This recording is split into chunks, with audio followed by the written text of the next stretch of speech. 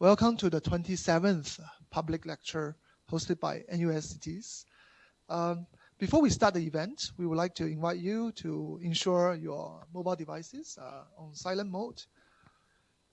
For NUS cities, as many of you are aware, we are a university-wide multidisciplinary collaborative platform based in the College of Design and Engineering. Through our lecture series, we hope to create a venue for discussion, retrospection, and also to give momentum to the ongoing research and exploration regarding issues concerning cities. So today's lecture, we are going to discuss about coastal protection. For Singapore, I think coastal protection is not just relevant or is not a concern. It is a national imperative, given that we are an island state with more than 190 kilometers of coastal line. And that number is still growing with more projects. And the same thing can be said for many other countries and cities. So today it is our privilege to hear the experience and good practices from Professor David Johnson. Professor Johnson wears many hats, as you can see, detailed ones here. He's a rising star professor from Purdue University. And also he wears hat, he holds appointment by Industrial Engineering Department, by Civil Engineering Department, as well as by Political Science Department. That speaks a lot. So let's put our hands to welcome Professor David Johnson.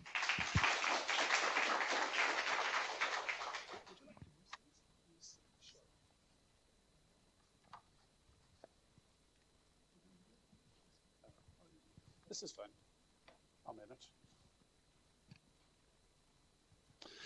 All right. Well, thank you so much for hosting me. Thank you to all of the organizers for all the hard work to coordinate and to get everyone here in the room tonight and online. I really appreciate the welcome and the introduction and hope that this will be a relevant talk for a lot of you. I know adaptive planning and management of the coastal zone is a major issue, and I hope that this is a good time to be having this conversation. I'm very interested in learning about what's going on here in Singapore from meetings with folks at PUB and CFI over the next few days. So I hope that this is just a start of a discussion.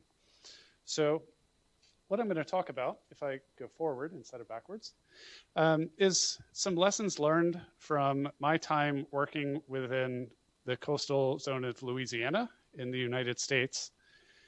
And I'll give a just brief outline. I'll talk about an overview and some context of what Louisiana's Coastal Master Plan actually is, and then talk about how it's changed over time to reflect the kind of adaptive management principles that the state has set forth. Give some examples of how local context has been shaping the work that we're doing from one planning cycle to the next. And then we'll have plenty of time for Q&A despite the kind of technological issues. I believe that's all been sorted out. So hopefully the Windows updates were just before the talk and we won't be interrupted. So for those who are not familiar with the context in Louisiana, it's a state in the Gulf of Mexico in the United States that in 2005, there was a Hurricane Katrina, that just dramatically changed the entire Gulf Coast and was somewhat of a wake-up call. So the story that I'm going to be sharing today, at least the part of it that I've been involved in, starts around 2005 with Hurricane Katrina. But of course, the story started many decades before because of some inaction that had taken place throughout the state, that they understood that they were at high flood risk. They understood and knew from observations that the state is losing land at one of the most rapid rates of anywhere in the US due to rapid sea level rise, land subsidence from oil and gas extraction in the area, erosion from storms and other processes. So they knew that they had a problem, but they didn't do much to solve it before 2005. There had been decades of political gridlock that had seen hundreds of projects proposed over the years. Everyone had their own pet projects for either coastal restoration efforts or for flood protection. But there are a lot of economic interests and other interests at play in the region. I'll show some of those that are reflected in the plan as it stands today. But a lot of those interests are at odds with each other. And so it was hard to find consensus and think about the coastline as a system of systems in a way that helped to evaluate a portfolio of projects to make progress. And so that meant that very little got done. Okay.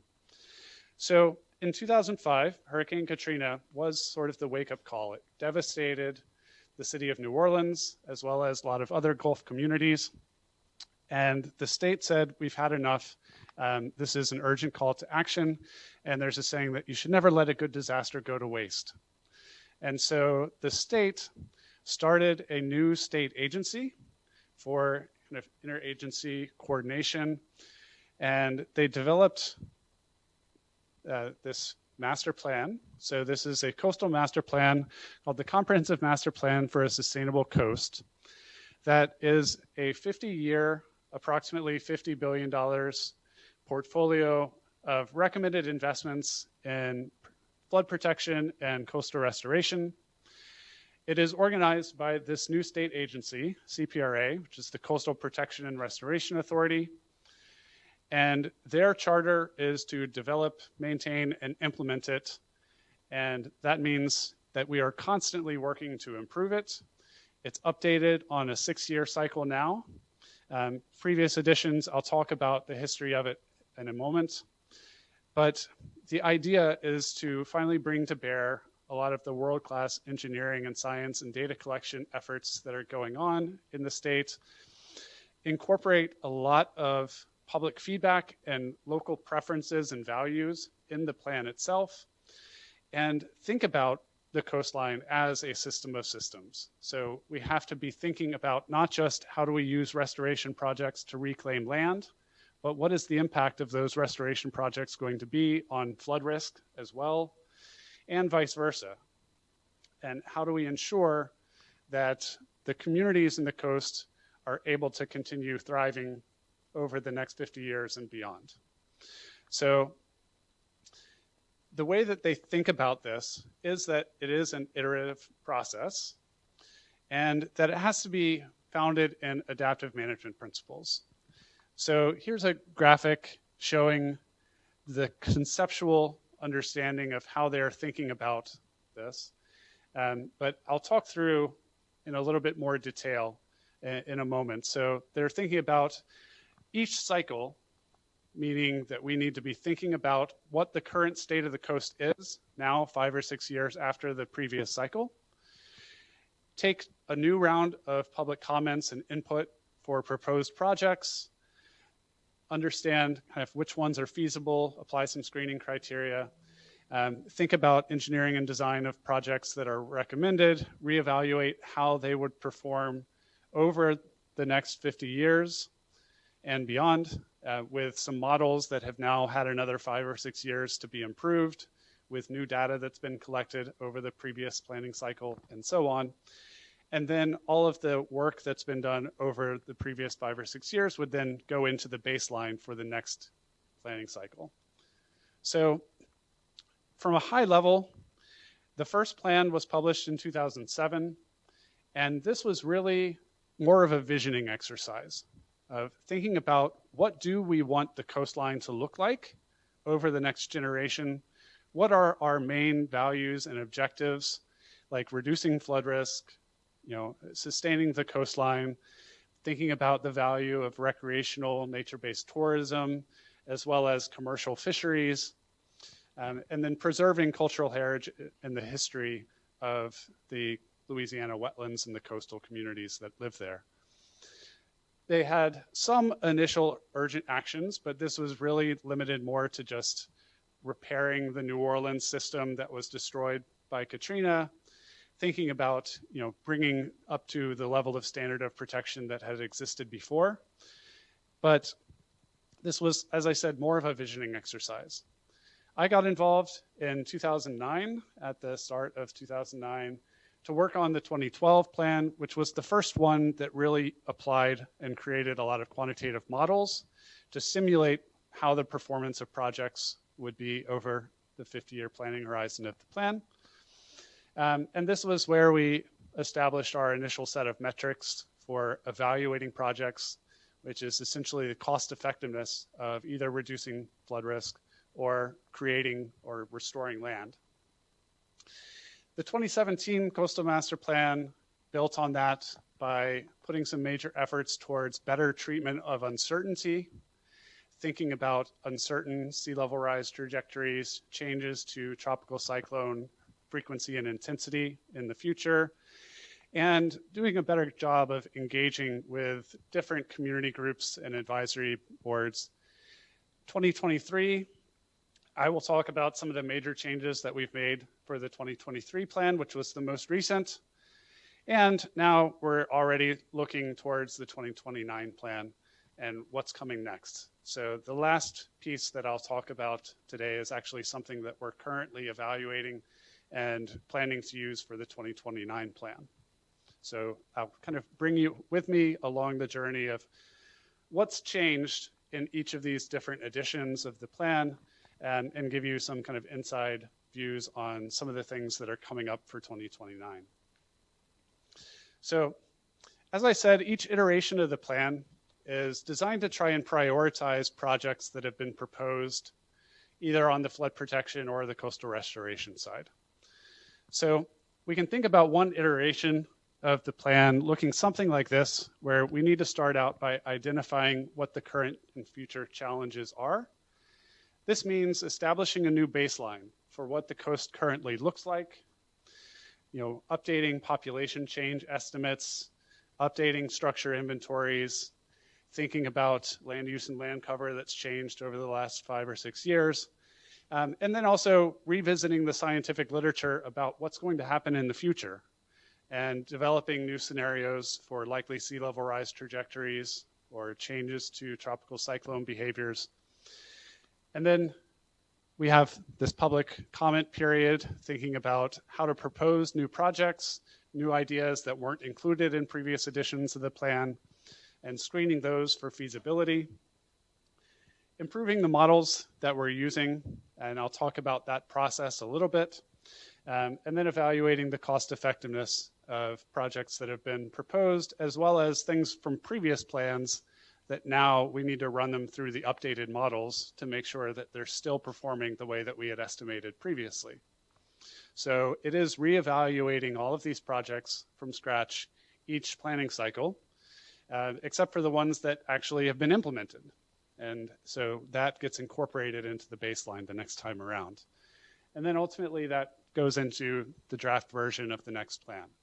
So during the Q&A, if there are questions, I have some other hidden slides here that have process diagrams and go into a lot more detail than just these basic steps.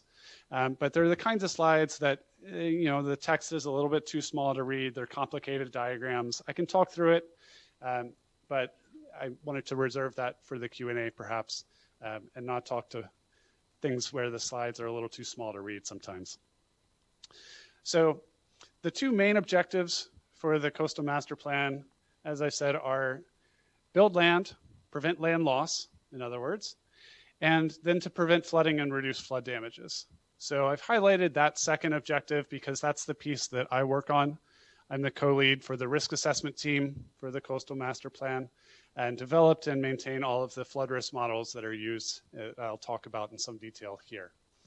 So this is what I know about personally, but I've also been working with CPRA for longer than most people at CPRA have been there at this stage. And so I do have some institutional knowledge around what has gone on in previous iterations of the plan.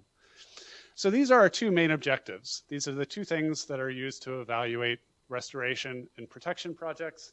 But there are a whole host of other factors that have been identified as important to the Louisiana community. Some of these inform secondary metrics and objectives that then we can look at trade-offs between the primary objectives and some of these measures. Some of them, like support for navigation, those are more constraints to make sure that we're not diverting too much water and sediment, that it prevents waterbound commerce on the Mississippi River, for example. And so some of them inform constraints, some inform objectives, but they're all weighed and an important part of the process. Because we have so many different factors and things that the communities care about, that means we have a lot of different project types that are involved. So we have things like structural flood protection measures, levees, flood walls, pumping stations, seawalls, et cetera, as well as non-structural measures like elevating people's houses or having buyouts to help people relocate to lower hazard areas. On the restoration side, we have river diversions, marsh creation projects, but also things like oyster reefs that need to be maintained, or replenishment of barrier islands after storms that cause erosion, and things like that. So we have a lot of different projects that are involved. And from a project selection and decision framework, this is the slide that is a little bit small and a lot to read, but the main points are on the left. A little bit larger is that we just have a set of different decision drivers that operate both on evaluating land loss as well as evaluating flood risk reduction. A set of constraints.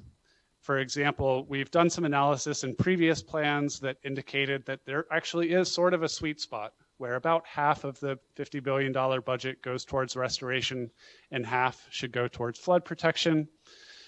And we have multiple implementation periods because of assumptions about how much funding may be available over time. They estimate that they could get access to about $1 billion a year in order to enact this plan. And so we've looked at multiple implementation periods and split the budget across that as well.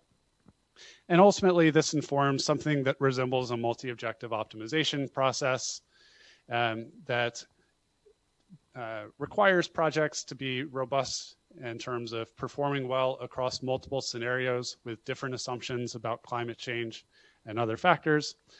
And that we have a whole host of different supplemental metrics that are informed by the values of maintaining some of the other objectives from the previous slide. The project, the plan itself, as I mentioned, is currently about half and half restoration and flood protection. A lot of that goes towards marsh creation projects and structural protection, but a lot also goes towards things like elevating people's houses or having flood-proofing projects for commercial properties and so on. And those projects are spread out across the entire coastline.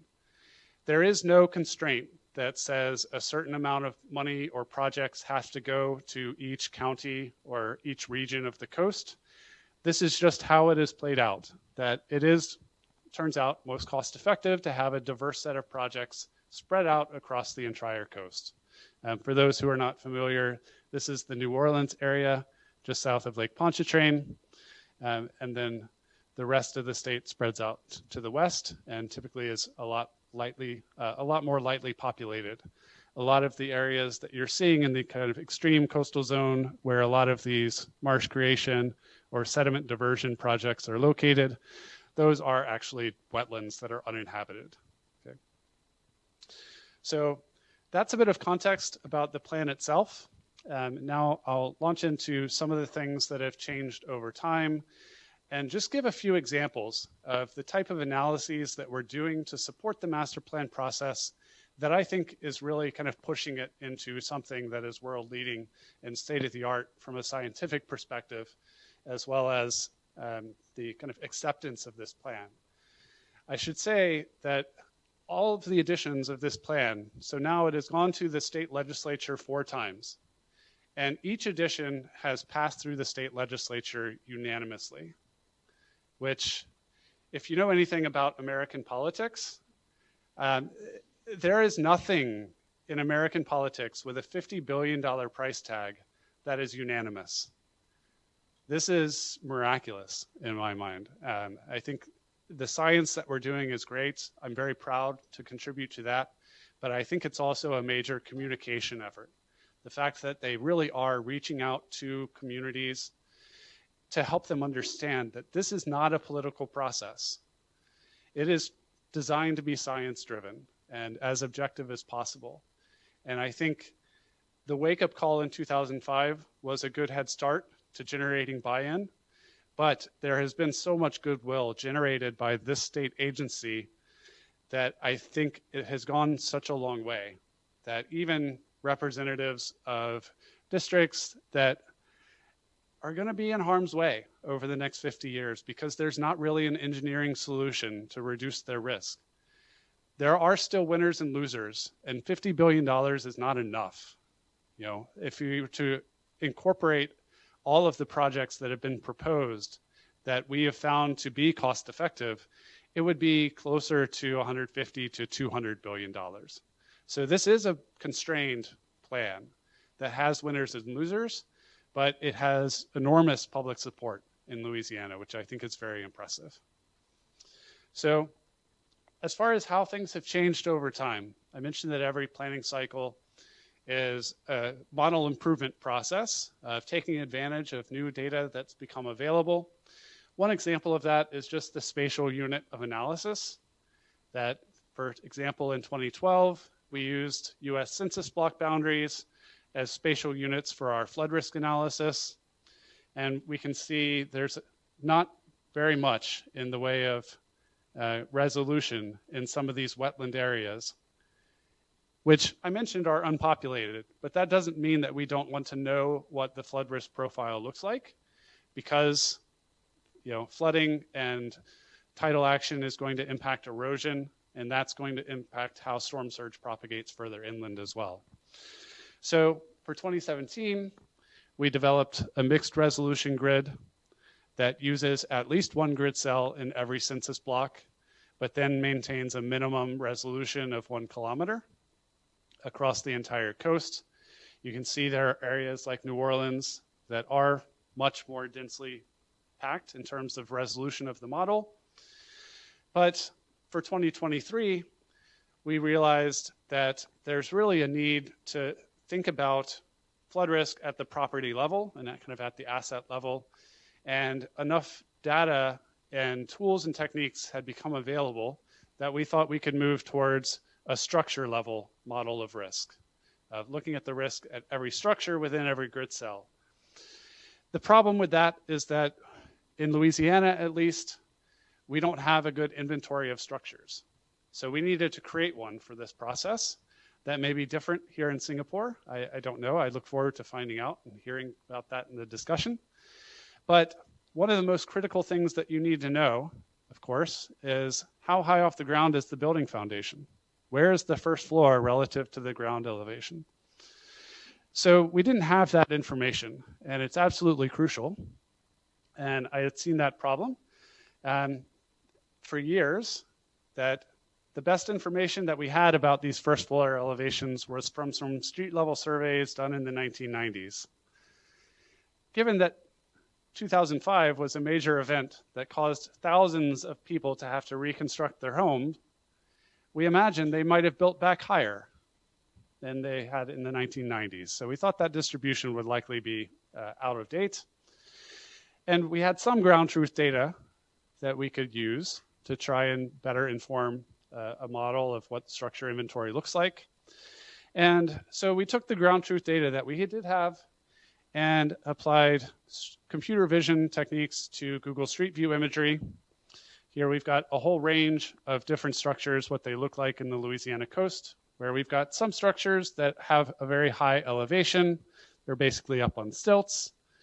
We've got some really large structures like hotels, commercial assets versus residential, some manufactured homes with different foundation types and so on.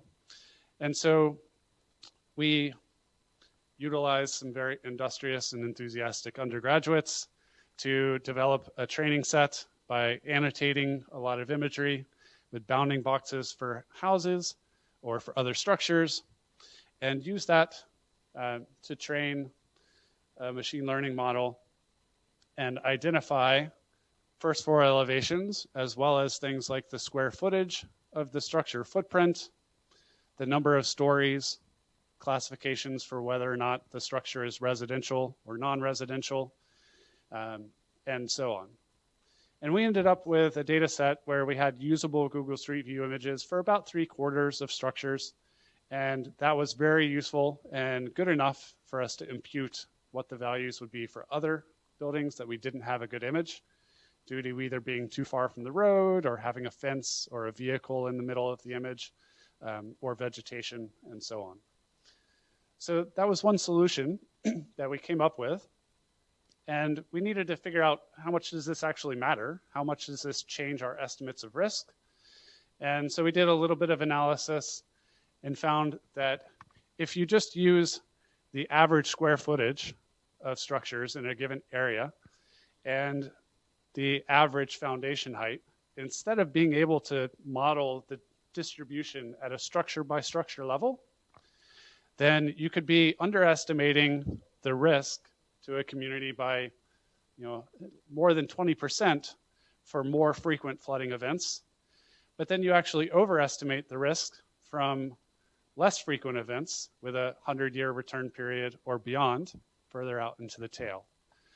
And so we were able to see that we're actually correcting for a bias in our previous version of the models by moving towards a structure level inventory. So that's just one example of how things have improved over time. Others include just updating the science around our understanding of climate change in the coastal regions, thinking about what scenarios we should be modeling, doing a better job representing uncertainty, and feeding that into the decision analytics. We've also done some work developing new metrics for risk that were really important in advancing some of the kind of policy relevant goals of the master plan. And I'm going to talk about two of those. One that was used in the 2023 plan that's highlighted here, and then these alternative resilience metrics that we're going to be using for 2029 going forward. So those of you who are familiar with benefit cost analyses, some of you may be doing benefit cost analyses every day as part of your job. If you're familiar with it, you know that it can obscure distributional issues.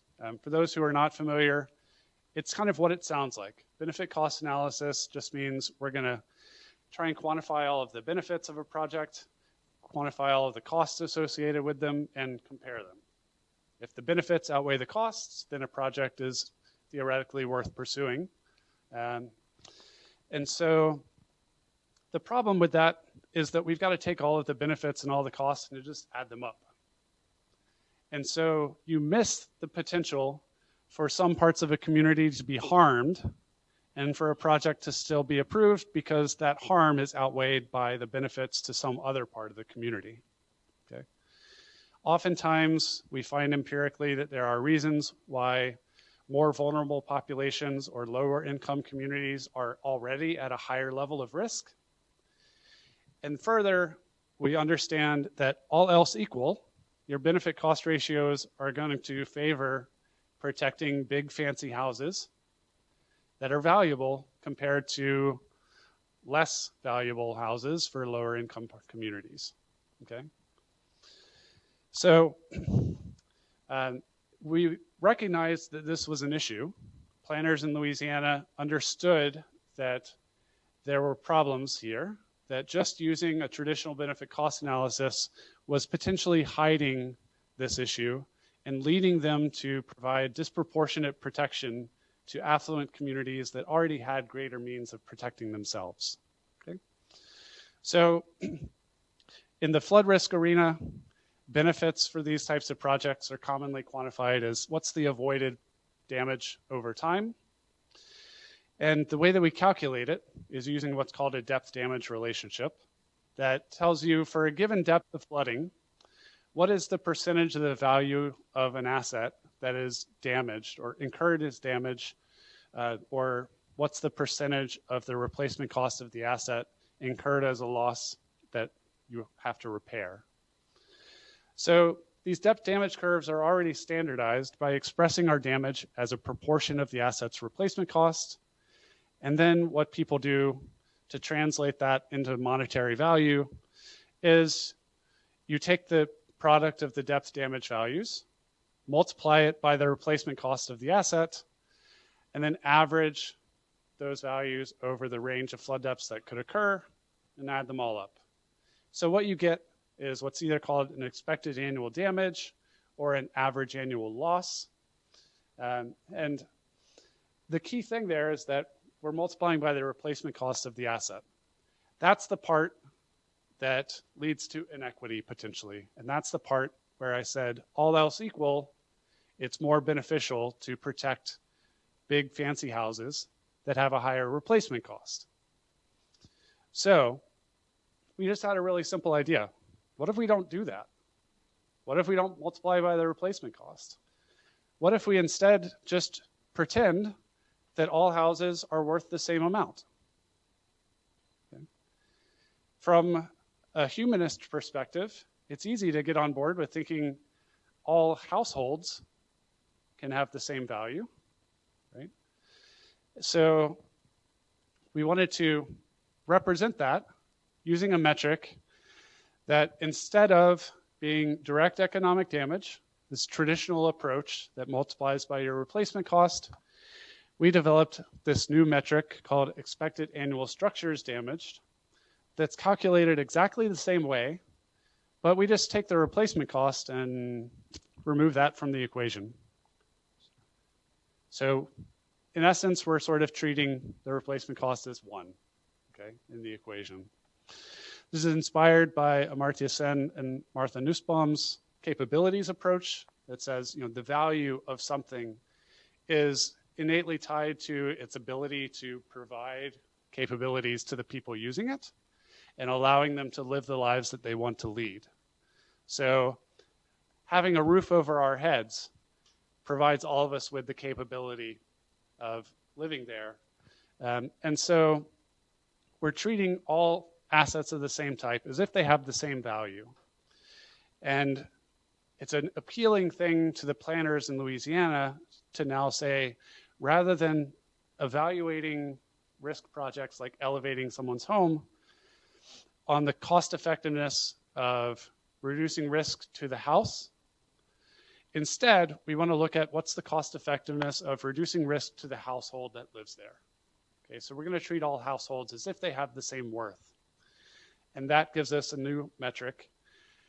And we wanted to compare, what would your preferences be for home elevation projects, depending on how much you care about one of these measures versus the other. So what we've done in this analysis that I'll show you is looking just at mitigation to single-family homes, which makes up about 90% of the structures in the coastal Louisiana area. We look at the risk estimates from the 2023 Coastal Master Plan, the projected risk at the end of the planning horizon in 2070. And we have two different targets for basically saying, if you're going to elevate a house, how high should you elevate it? Should you base that either on the 100-year flood depths today or the 100-year flood depths 20 years from now for a little bit of future proofing? And then we allocate our budget of about $3.5 billion US, which is the actual budget used in the plan for the next 20 years for these types of projects. And we allocated elevation projects based on their cost effectiveness by structure, depending on whether you use this direct economic damage measure, this more equity-centered measure, or a weighted average of both of them. Okay? So we wanted to look at what the trade-off was. To read this, we have risk reduction with respect to direct economic damage. So up here, this is a strategy that focuses only on mitigating direct economic damage. This is your traditional benefit cost analysis. On the horizontal axis, we have risk reduction with respect to this more equity-focused measure.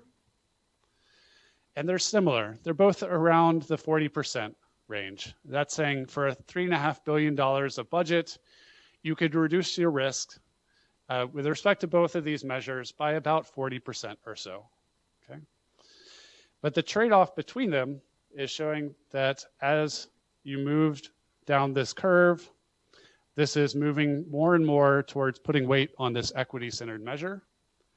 And what you can read from this figure is that if you're willing to give up 1 percentage point of your direct economic damage risk reduction, So if you're willing to care a little bit about this equity-centered measure, then you can give up 1 percentage point of direct economic damage reduction, but gain over 4 percentage points of marginal resident equivalent losses reduction. So if you're willing to care about that equity-centered measure just a little bit, then you can do much better with respect to reducing risk to that equity-focused measure. Of course, now we need to ask, what is the actual practical difference? What different properties are we mitigating? How different are these policies themselves? And dig a little deeper into who is affected by these different policies. So about half of the homes selected for mitigation show up in all strategies. So every one of the dots in that trade-off curve, we're mitigating about half of the same structures. And about a quarter of them that appear in at least one strategy are included in less than half of them. Okay, and so for those, it depends on which metric you care about more, whether they would be mitigated or not. If we look at where we're making investments, if you focus on reducing this residence equivalent losses measure, then you spread a lot more investment out to some of the more rural areas in the western half of the state, as opposed to concentrating a lot of your mitigation in just one half of the state. And then the next figure is stratifying that trade-off curve by income level. So we're looking at 4 different groups with respect to their poverty income ratio of the household. So this is just saying a measure of how well off or how affluent they are. And what we can see is that there's only one trade-off, really. For the other 3 classes, with respect to income, and these are the 3 lowest income classes, for those households, the more you care about this equity-focused measure, the better you do at reducing risk to both metrics, okay? So there really is only a trade-off with respect to households in the highest income category. And again, those are households that can afford to take other risk mitigating measures themselves. So that's where the trade-off lies. We observe that there are similar conclusions or findings with respect to trade-offs across different racial and ethnic groups, as well as across rural or urban status. And so this is something that the planners in Louisiana were very interested in seeing, and finding that if you just incorporate this metric into your decision-making process a little bit, then it can reshape who benefits from these types of projects and actually correct for some of the historic inequities that existed in the Gulf Coast with respect to investments in risk reduction in prior decades. It may also be useful for accounting generally for differences in home values across rural versus urban areas and for other factors. Okay, so in the 2023 plan, we actually used both of these metrics and weighted them equally because that's how much they viewed the value of using this type of metric. The next thing that I'm going to talk about, as I mentioned, is some additional metric development that we're doing currently for the 2029 plan. A lot of this is now focusing on trying to better identify the value of essential services like emergency medical services or hospitals, schools, police stations, and so on. So we're digging into the impacts to flooding on critical infrastructure in ways. And it's motivated by this question of, what are the impacts of disruptions to essential services? Our risk model now does account for direct losses during a repair and reconstruction period. We have things like lost rents, lost sales, disruption costs from people having to evacuate. We have things like that, but we haven't looked at the broader network effects of the impact of, say, a gas station or a grocery store being closed for over a year, particularly in a small community where this may be the only grocery store in their area within an hour. So we needed to ask ourselves, how convenient are alternatives if a household's access to their best option is shut down? This might be because of being damaged in a flood, or it might be because the owner of that grocery store decided this area is declining in population, it's not profitable anymore, and I'm just going to close. Okay? So we wanted to look at how fragile the access to these essential services would be. The example highlighted here of EMS stations is what I'm going to show in some of the results, but we've done this for a range of different essential services and looked at a range of different metrics, like the drive time to the closest location, the marginal drive time to the second closest location. So how much farther do you have to go if your closest option shuts down? And then also some redundancy measures, like how many services do you have access to within a critical time period? For example, for emergency medical services in the US and urban areas, they have a standard that you should be reachable by EMS within 4 minutes. Okay. So we wanted to ask how many EMS stations can get to you within 4 minutes. And then trying to evaluate which of these EMS stations are most important to protect if we have a limited budget to do so. We added a number of different criticality measures, such as what percentage of the population is served by a particular asset as a primary provider and others. So the way that we're presenting some of these results is in curves like this, where each color represents a particular community. These are two close together on the north shore of Lake Pontchartrain, north of New Orleans. And the solid line is for the closest EMS station. The dashed lines is drive time to the second closest. On the horizontal axis, we have the time required to get there. And then this is the percentage of the population that has access within that amount of time. So the way that you could read this is that about 81% of households have access to an EMS station within 4 minutes or less, which is our critical response time.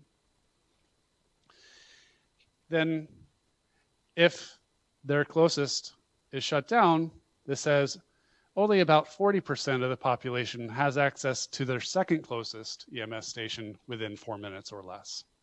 So that's the way that you can read these types of figures. And it's showing that damage to the closest EMS station could dramatically reduce access to an essential service within an acceptable time period. Okay. Trying to aggregate this and look at it across the entire Louisiana coast. Now, if we look at access in rural areas versus urban areas, then now urban is in purple, rural areas are in orange, and we can see that there's a big disparity in access between rural communities and urban centers, which is probably not surprising, but it is quite stark, the difference. And the gap between the closest and second closest curves is what is telling us something about how fragile this particular service is. Access to things like schools or daycares may be very different in terms of the shape of these curves. Okay? And so this could give us some insight into what types of essential services we need to invest in protecting to make sure that they're out of harm's way. As far as things like the redundancy measures, these maps are showing the two communities from 2 slides ago and showing how many alternatives areas have. And you can see that there are fairly small clusters of the community that have redundant access, but a lot of areas in yellow where community members only have 1 or 0 alternatives within that time frame.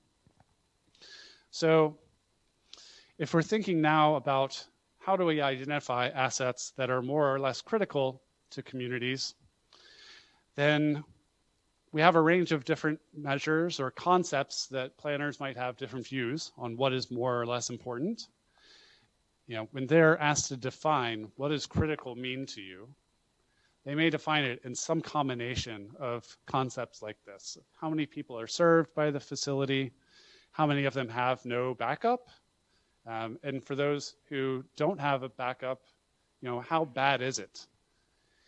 If you have access to an EMS station within 8 minutes, that's not meeting the standard, But it might be really bad if your second closest one is 30 minutes away compared to having a backup that's only 10 minutes away. It's only a little bit worse, right?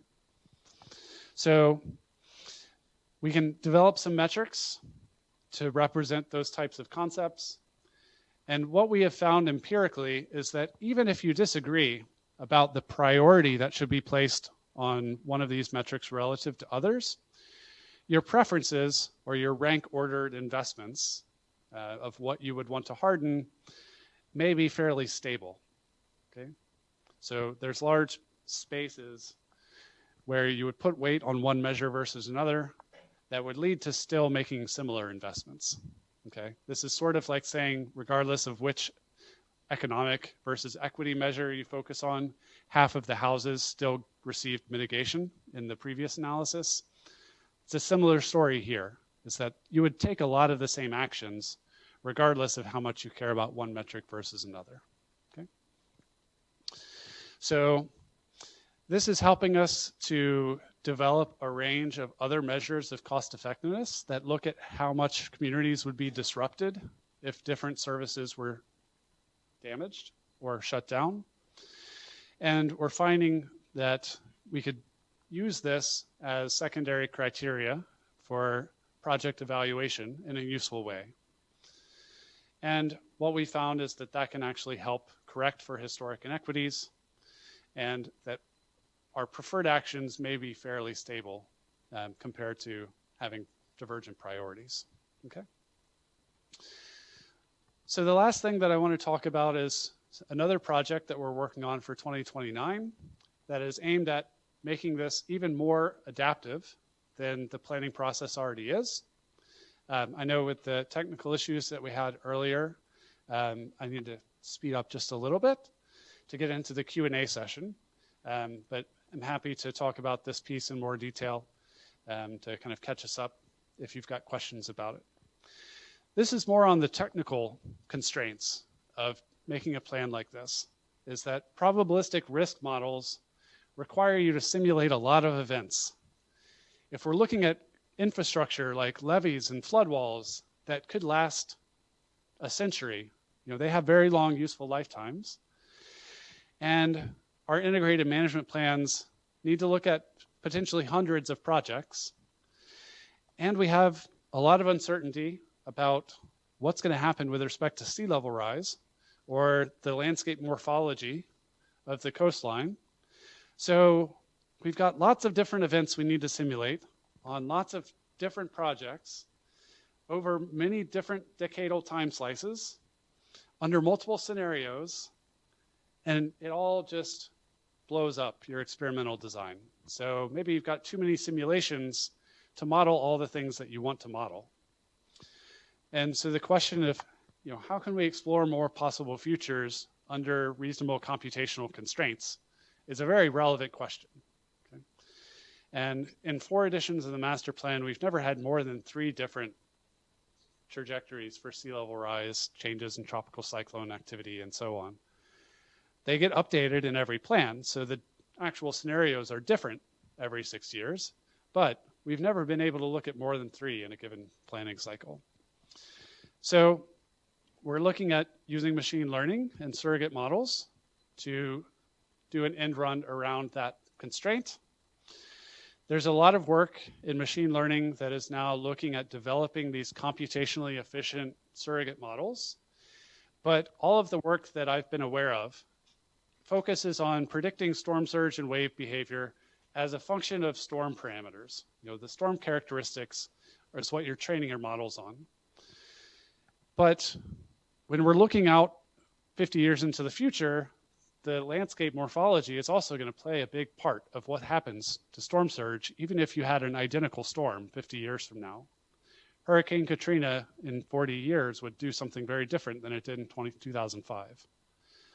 So what we've done is to add landscape parameters, features about the landscape morphology, as well as boundary conditions like the sea level, to our machine learning models, and training a model on multiple landscapes at once, and then using that to predict future behavior.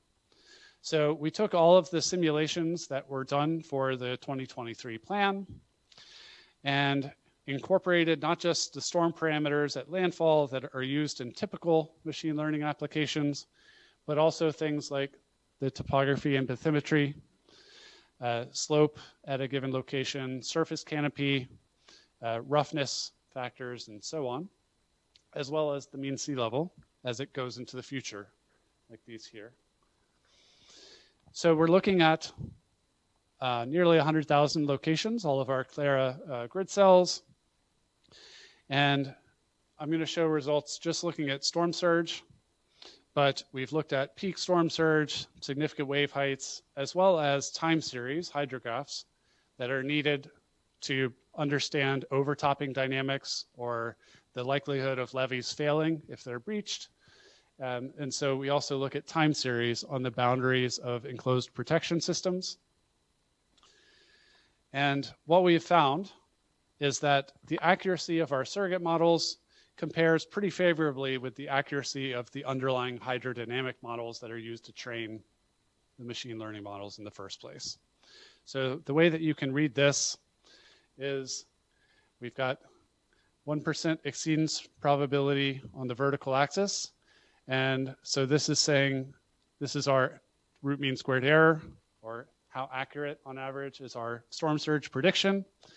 And this tells us about more than 99% of points on the landscape have an average accuracy less than 0.4 meters. Okay? So we find this is usable for a planning level study.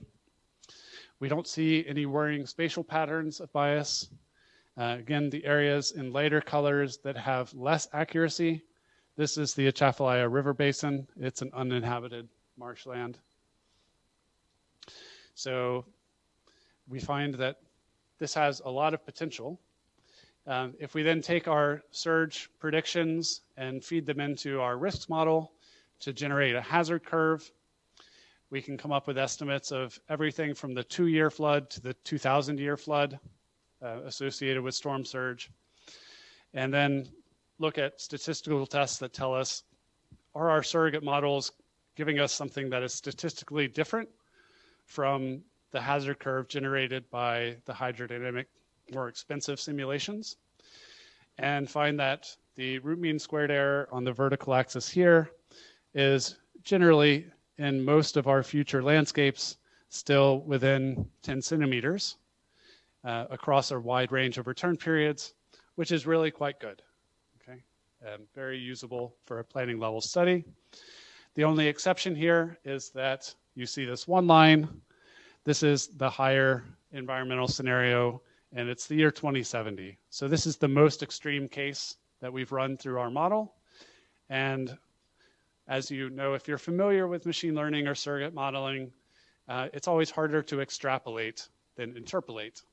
Generally speaking, this is the most extreme scenario, so it's not surprising, given that this was a sample of convenience, that we do worse in the most extreme scenario. And so this just gives us implications for what we should actually simulate to train a new model to use in 2029. Maybe we need to go out and simulate a landscape beyond the 50 years that we care about. Okay. So we get similar accuracy with models developed for waves and for the time series, where we need things like the wave heights, but also wave periods and the angle at which storm surge is approaching a protection element. We've tried out a range of different architectures and see very promising results, where for most models, we're getting accuracy, RMSE, within 5 centimeters now. Okay. So the question is now what we can do with this to transform our planning process. Is that approaches for decision-making under deep uncertainty that are focused on things like robustness, performing acceptably well over a really wide range of future scenarios. These DMDU methods often require optimizations over really large ensembles of scenarios. And so now we can use these surrogate models as scenario generators to generate new landscapes, or just to see how storm surge and risk would change under a different sea level rise trajectory than what was modeled. Okay? We can use adaptive planning frameworks to identify signposts and triggers for action that we should take, so that instead of using a static intertemporal optimization that says things like, implement this project in the year 2040, we can develop and identify rules that are highly cost-effective, kind of more efficient, that take the form of something like, implement this project after 0.8 meters of sea level rise has occurred. Okay? That accounts for uncertainty in when that amount of sea level rise will occur, but we've identified this is the time when you need it to be implemented. Okay? And finally, we're also exploring the use of these types of models for actually improving project design rather than evaluating projects that have been proposed a priori. So we can hopefully optimize things like the footprint of a marsh creation project by evaluating what its impact would be on storm surge propagation. This also requires us to design some better visuals to explore these types of concepts, and we're working on that as well. So just to sum up, and then we'll go into the Q&A period, we think that these types of surrogate models really have the potential to transform coastal planning in ways that Louisiana has not been able to do. They're a resource-constrained state. They are not one of the wealthy states in the US. And so getting around computational hurdles and budget issues has been a major part of what drives model improvement in past cycles. And we think that this really opens up a whole new world of possibilities for us. So with that, we are going to transition now, I think, to our Q&A. Before doing that, I just want to make some acknowledgments to both CPRA, as well as some of my students and colleagues, as well as funding agencies that have developed some of this work. And I think for the Q&A period, I'll also leave this up, if that's all right, with some links for further resources that are available if you're interested. So thank you very much. Looking forward to your questions.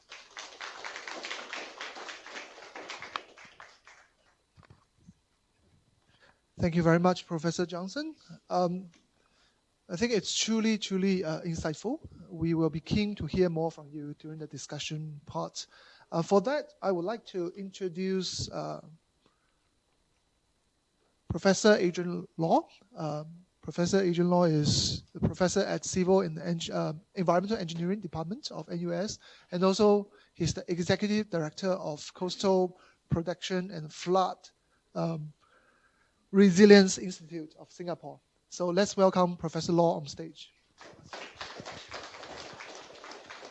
Hi, good evening. It's really great to see the great turnout despite the rain this evening. I think I'm drawn to the topic that David is presenting, which is really important to Singapore, and also the presentation that he made is so clear. So I'm actually anticipating that there'll be a lot of questions, both from the audience and online. All right, so being the moderator, I'm going to take advantage of my moderator position and just ask a few questions before he's swarmed by all these follow-up Q&A. So David, really wonderful talk. Thank you very much. Thank you. Do I need to sit down? Okay, all right. All right. So I'm just going to limit myself to 3 questions, and I'll open up. So I think my first question is about the 6-year planning cycle, and you mentioned about a $50 billion investment. What I'm not clear is how much is the research component in the $50 billion? Is the money all going towards a practical project, or does it also involve supporting some research component that is important in this adaptation? Yeah, thank you for the question. So first, let me just make sure, can you hear me with this new microphone? Good? Okay. And hopefully online as well. Okay, great. So yeah, thank you for the question. I can clarify that the $50 billion is all just for implementation of projects. So the CPRA agency, as well as researchers like myself that are involved in the process, that is a separate budget that comes from their normal operations. So it's not a cheap effort, but it's not on the order of $50 billion in research, certainly. Yeah. Yeah, in Singapore, I think the government has invested in CFI, basically believing that while we are going through the adaptation effort, we also need to look into how to improve the existing solutions along the way. So yeah, maybe we can have some discussion when you visit CFI in the future. Yeah, I would love to. I think one of the really nice and rewarding and somewhat uncommon things in Louisiana is that the agency really is invested in putting research directly into practice and supporting research that furthers the state of the art, because they know it's an enormous problem that they have. And so they want to leverage whatever expertise and ideas people have. But from having worked with a number of other government agencies and in previous projects, in my previous job and in a current position, I find that is somewhat rare, right? And so I think it's wonderful if you have that support for CFI here in Singapore, and that type of partnership between government and academia, I think is very fortunate to have. Yeah. My next question is really about the multi-objective. You mentioned about the two, for example, even the two major objectives, which is building land and preserving natural habitat, and the next major objective, which is to reduce flood risk. These two can be opposite to each other sometimes. And not to mention that then the next slide, you mentioned many other objectives. So I think it is about optimization, but it is actually more than optimization. It's about politics. And it is also, I mean, given the existing climate of the politics in the United States, right? And then you mentioned that somehow you have such a high level of consensus. To me, it might be more than communication and scientific, the confidence in the scientific findings. I don't know what it is, but I somehow believe that it's more than that. I don't know whether you can elaborate. Yeah. I think where the science is really beneficial is that it allows the planners and the public to explore the art of what is possible. Because previously, we just didn't know what the trade-offs were, right? I have an example. I don't know if it's worth getting up and showing, but I can talk verbally through it. An example from the 2012 master plan. So this first cycle where we had models and we were really doing a screening analysis of over 1,000 projects at the time. And so when they were formulating the master plan, we're doing this two-objective optimization between the land loss metric and the flood risk metric. And we can optimize both simultaneously or set a budget for each one and do the best we can. And they came up with a set of projects. And what they found is that if you really want to maximize land building, then by the end of the 50-year time period, you can actually turn around the land loss in the coastal zone and start rebuilding it on net, okay? But what we found when looking at these other secondary objectives was that if you did that, then the habitat for brown shrimp and white shrimp would decrease dramatically. The reason being, in order to rebuild a lot of land, what they had to do was use a lot of river diversions to divert sediment into the delta. And that was changing the salinity of areas that are used for commercial fisheries, because you're taking a lot of fresh water from the rivers and using it to transport sediment into saltwater wetlands. And so then it's changing the shrimp habitat, and that's going to really impact the economy there because fisheries are a major part of it. And so they just asked the question then of like, well, how much land could we rebuild without river diversions? if we're concerned about the impact on shrimp and fisheries, what could we do?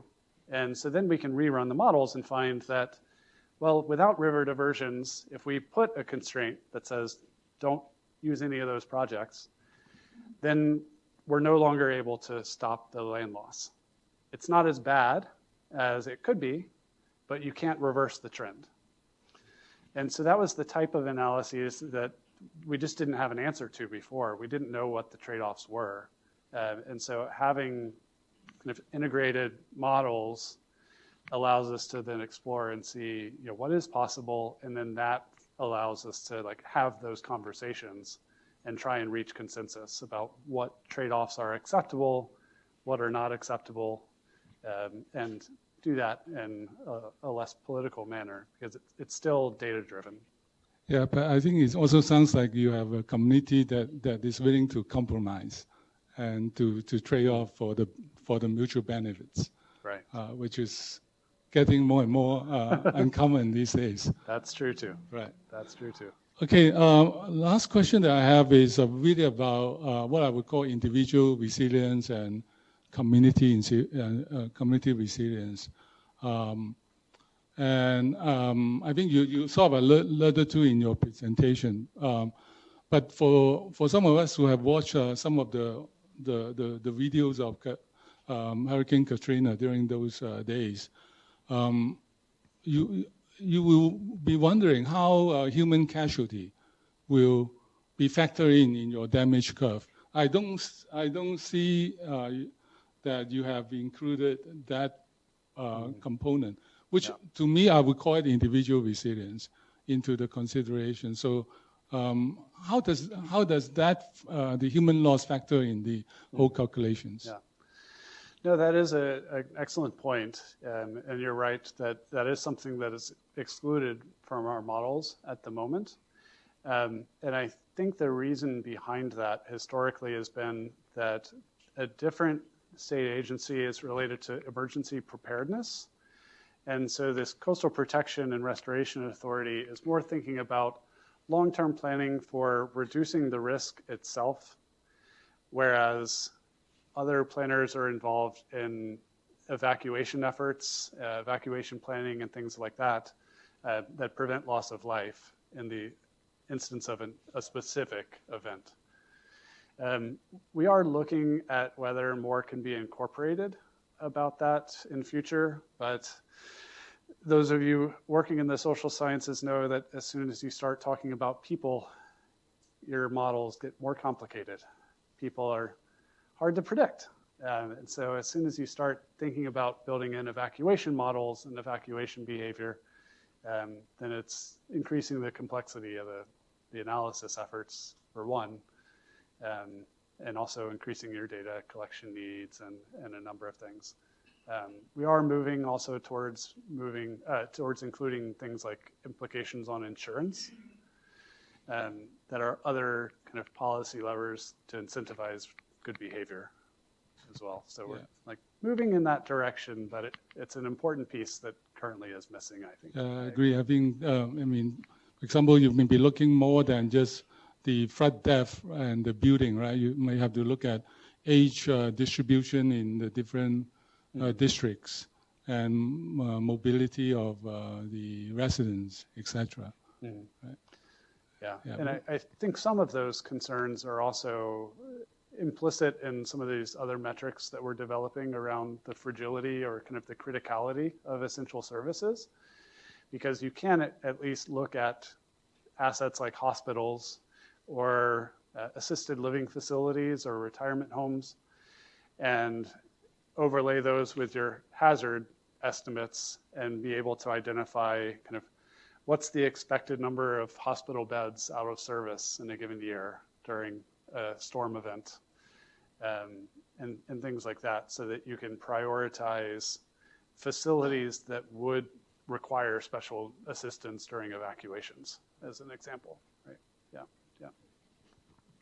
Okay, so now I'm going to open up to the audience, and I know there's a group of audience online, but I give the benefits to those of you who fight the rain to come, right? So Who would want to ask the first questions? Prof. Koo?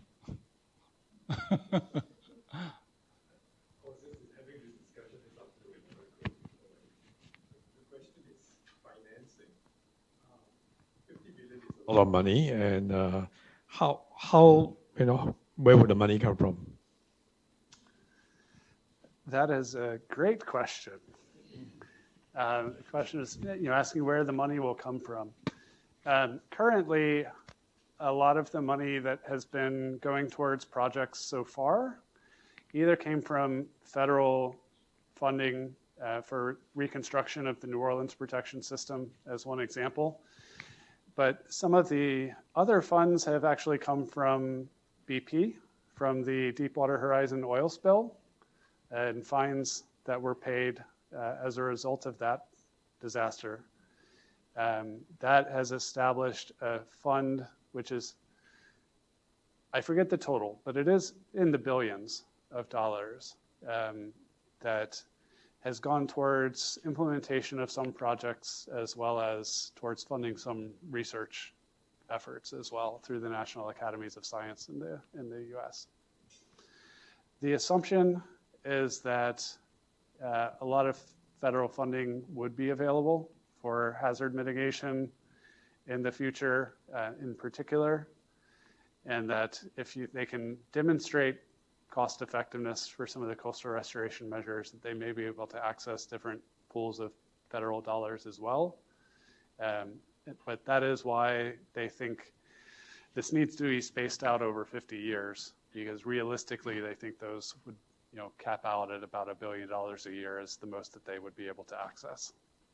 Yeah, but that is a major uncertainty about how effective things will be in the future.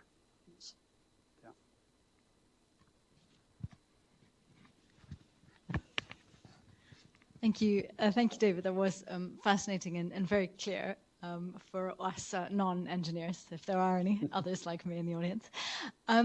A question about people being hard to predict. So you touched on the ways in which you deal with uncertainty and the types of uncertainty you are working into the model in terms of sea level rise and morphological change.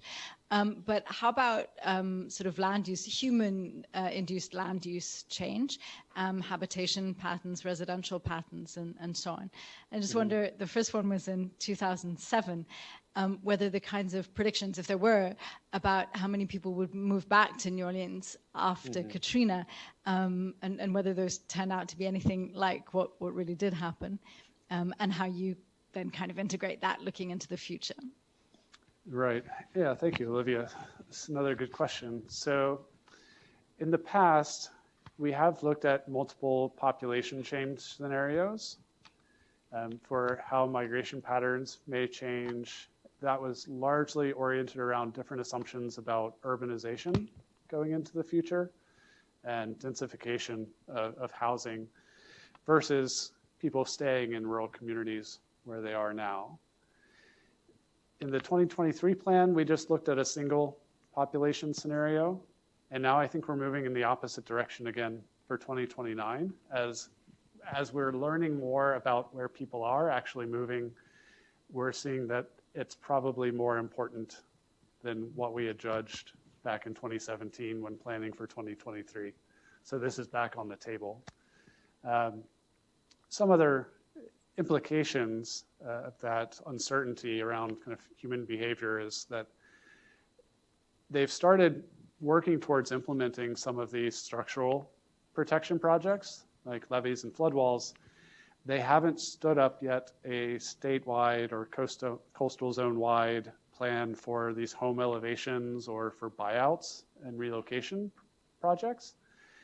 And I think part of the reason why is they're very unsure about what participation might look like. They don't want to have mandatory buyouts. That's totally untenable in Louisiana, just from a political standpoint. So voluntary acquisitions and relocations, they don't know who would participate. And it's hard for them to think about then what eligibility criteria should be used, how much they should subsidize in order to induce people to accept an offer and things like that. So I've done some other research that is applying a game theory perspective of looking at, when is the optimal time for a government actor to offer a subsidy and how much should they offer to induce people to accept. From a purely economic standpoint, you can get the math to work out, but from the human behavior aspect, we still need more research into what are the non-monetary values that people place in their sense of place and kind of their home community, as well as community level peer effects. Are people more likely to accept a buyout offer because they see that their neighbors have done so? What do they take away from that? Is it more a fear that now their sense of community is disappearing? Is it that their infrastructure now would be less serviceable if they have a smaller tax base? Do they see their neighbors move and think, oh, that must mean that there's a higher risk than I thought there was? Maybe they knew something I don't. We don't know how people are thinking about those decisions as well as we need to craft an effective policy. But I think that's something that is always on the table that we're revisiting now in every cycle to see how can we better incorporate human behavior around population change and those types of factors. Any other questions? Oh, okay.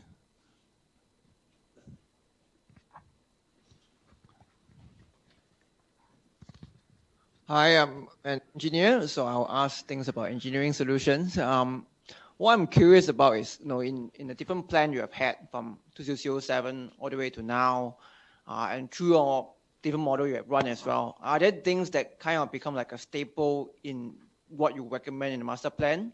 Like, you mentioned about seawall in one of the slides. So, like in Singapore, I would see a lot about people talking about building underground reservoirs, increasing existing reservoir, increasing a drain because certain part of the island is flooded again yesterday, for example. So what, in your experience, what would be the staples that you have seen that is kind of like universally true, and maybe that's where Singapore can learn from as well? Okay.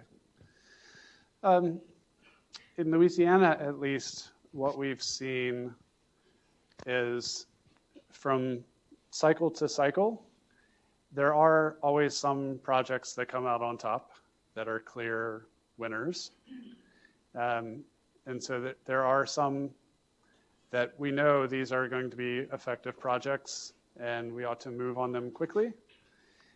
What we've done over time with those projects is because of the kind of improvements in the models, for example, then we can refine our estimates of how useful they are. But in some cases, we can also refine the design of those projects themselves. That we know from a high level, these are going to be very cost-effective, useful projects. But I can give one example. The communities that I showed on a map north of New Orleans are on Lake Pontchartrain. And Lake Pontchartrain is kind of on the eastern end of Louisiana. And so it is very close to the state of Mississippi, which is the next state to the east. And the reason why this project hasn't been built already in the past is because they'd had barriers. They had a proposal to build a barrier on the east end of Lake Pontchartrain to prevent storm surge from then propagating onto the lake as much and then impacting some of the communities that were shown on those maps.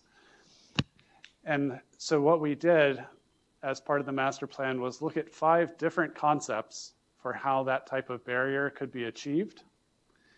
And then we also expanded the model to include the coastal counties of Mississippi as well, because the concern had always been in the past that if you put a barrier on the east end of Lake Pontchartrain, you're just redirecting storm surge into Mississippi and putting them at more risk. And so we were able to finally put that question to rest by adding it to the model and seeing, okay, what's the induced risk to them? So there are always some projects that you find that are guaranteed winners, but that doesn't mean that you don't need to know more about them in order to get them implemented. And that was an answer that we were able to give to say, okay, the increased risk to Mississippi is very minor with one of the project concepts. With the others, not as much. It could be meaningful. But we were able to find, here's the specific way you might want to go about it. And as a result, it sidestepped some of the political obstacles of working on a project that might impact another state. And there may be something similar here when thinking about proximity to Malaysia and other nations, that there may be some projects that could cross international boundaries in terms of their effects that would have to be considered in a similar way, perhaps. Yeah. Thank you. Okay, we have an online question. Okay, so the question is, the US government now discourages the use of the term equity in federally funded projects. How do you approach that, since equity is a key metric in the master plan? Yes. I was hoping we wouldn't talk too much about US politics tonight, but here we go. It's a fair question. I'll do my best. So on a practical level, it is a consideration right now, certainly. There are some actions for the 2029 Coastal Master Plan currently delayed. This is my understanding. Again, I do not speak for CPRA. I'm here in my private capacity, even though I support their work. My understanding is that there are some delays while some things are being rewritten to avoid certain language that is sensitive at a federal level right now, and that can have an impact on availability of federal funding. So we are navigating that challenge at the moment, and thinking about ways of framing the problem in a way that still will resonate with the current administration. That can be tricky. But other research and proposals that I've put into funding agencies in the US have seen less success in the last few months. For that reason, because I do research on equity issues and social impacts of infrastructure, and so it's something that we're navigating at the moment and hoping won't be a long-term barrier, at least. I think that's a good answer. Maybe let's come back to let's come back to the audience here. And any more questions?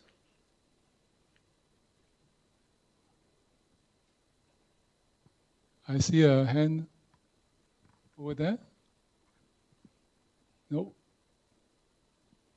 Okay, please.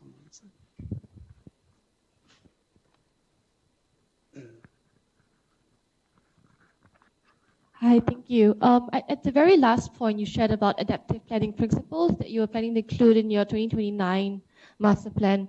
And you mentioned that you were going to take in the uncertainty in sea level rise projections in order to sort of have a top-line statement to say you would want to implement, let's say, 0.8 build, a 0.8 build if you see that kind of sea level rise instead of a certain time trajectory. My question is, why has it not been done already in the current plans, given that you actually don't need to use surrogate models for that outcome, but you could already use your deterministic climate scenarios for that? Yeah. So the question is really around why haven't more adaptive planning principles been adopted in the past? And I think the answer is a computational constraint and a budget constraint as well. So you're right that we certainly don't need a surrogate model to evaluate, what would the risk be under 0.8 meters of sea level rise. But the trick is, how do we understand that 0.8 meters is the appropriate trigger for a given project? Because we may not have enough resources to run, every 5 centimeters of sea level rise through the existing models with a range of different projects and other conditions applied in order to identify that 0.8 meters is the magic number for this project. Maybe another project should be triggered at 0.6 meters. Maybe another project gets triggered at 1.1 meters. And so it's a question of scale, really, I believe, that when we're looking at these types of integrated projects or portfolios of projects, we may be thinking about hundreds of projects to be implemented over time that each could have their own most cost-effective triggers. Or it could be that there are other conditions besides just sea level that are relevant for certain projects as well, of saying there might be certain project types that get triggered if there are 2 storms within 5 years that impact the same area or something like that. That could be a sign that says, okay, this community has been damaged by 2 events pretty quickly in time. They're going to need extra support to entice people to come back, or extra protection or encouragement. Maybe that's a sign that this is too high risk of a community and they need assistance to relocate. But it could be that there's a wide range of different types of signals, and we haven't had the ability to really explore the huge combinatorics of that type of a space in the past. And I'm not saying that we'll get there in 2029 either, just that we're starting the process, and we'll be able to look at some simple signals like sea level and some others as well that are on the table for these initial explorations. And I think perhaps this is something that we'll continue to build out, and we'll have something that's really sophisticated by 2035. Yeah, if I can add, I think looking into a non-stationary future is really difficult. I mean, 30 years ago when I was being educated, it was really pretty much the stationary thinking, where you design a project and you would assume that things will fluctuate, but what you have seen in the past, the biggest one will be the one that you make sure that your design can survive, right? And often that will be adequate. But now we need to face the uncertain future, looking at something that we don't know what's going to happen, and there's a lot of probability.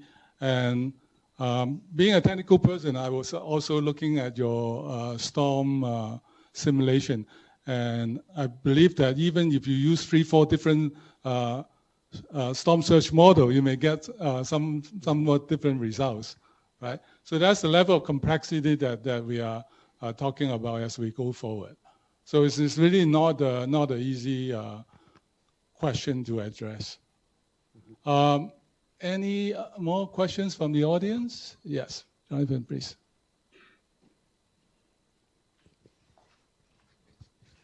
Thank you for the talk. I recall that for the 2 primary objectives, the resources are split equally, like 25 billion to each. So I'm wondering, like, this is like related to the multi-objective issue. So how is the decision process that led to this equal splitting of resources among these 2 objectives? Yeah. The question was, if we have a even division of resources, 25 billion for restoration as well as 25 billion for flood protection, how did that come about? How was that identified? In previous rounds of the plan, we didn't actually have that constraint. And so it goes back to something that I touched on earlier in an earlier question of being able to explore the art of what's possible. And so in previous rounds of the plan, we actually did look at a range of splits where you would look at 60% of the money going towards restoration, 40% towards protection, or vice versa, or a 70-30 split.